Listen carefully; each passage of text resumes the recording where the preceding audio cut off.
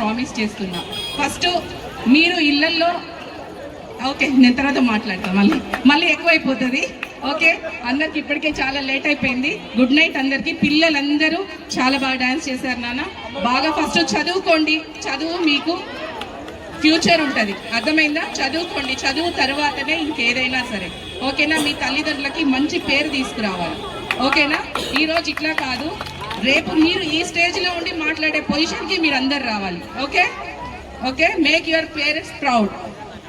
All the best.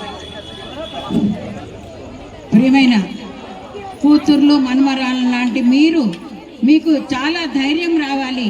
మనము ఎవరికి భయపడే అవసరం లేదు. ఎవరైనా చెడు చూపు చూసిండంటే వాడికి ఎదురు తిరగాలి కానీ భయపడి పారిపోవద్దు. భయపడితే మనం బలహీనమవుతాం. అందుకొరకు మనం కసి పెంచుకోవాలి, కోపం పెంచుకోవాలి.